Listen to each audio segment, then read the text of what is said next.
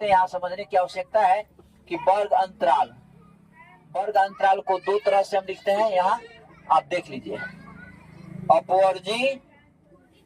अपवर्जी और समावेशिक। तो समावेशिक यहाँ देखिएगा, तो यहाँ पे जैसे हम दिए 5 से 10, 10 से मान लीजिए 15, 15 से 20, 20 से बाबू बोलो 25।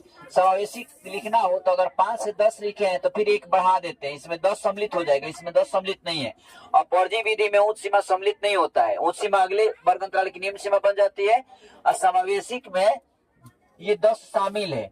अब 11 से लिखेंगे तो 11, 5, 16, 16 छोड़ देंगे तो 16 के बाद 17 आएगा, तो 17, 5, 22, 22 को छोड़ करके फिर अगले बढ़ेंगे 23, 5, 28, फिर 28 को छोड़ के 28 के बाद 29 आ गया, 29 से चलेंगे 29, 5, 34। अब देखिए ये इसमें उच्च सीमा जो है, बड़ी वाली सीमा, इसमें सम्मिलित होता है ना, इसमें उसको इंक्लूड किया गया है।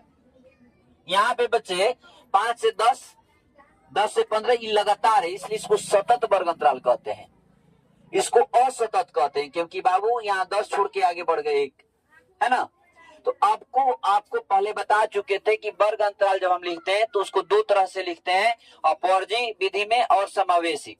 तो ये अपवर्जी विधि हो गया, इसी को कहते हैं अति व्यापी विधि या ओवरलैपिंग, इसको कहते हैं नॉन ओवरलैपिंग या अनति व्यापी विधि। आगे ध्यान देंगे कि आपको समावेशी को अगर अपवर्जी बनाना हो तो क्या करते हैं, जो बड़ी सीमा है बाबू उसमें 1/2 जोड़ देते हैं। 1/2 को अगर दशमलव में आप डिवाइड करिएगा तो 0 दशमलव कितना आएगा, 5। हम लोग भोजपुरी में गांव में कहते हैं 8 आना, यानी सीधे समझिए 8 आना जोड़ेंगे, 8 आना घटाएंगे। तो कम जो गरीब आदमी होता है उसी को ना लोग सताता है जी।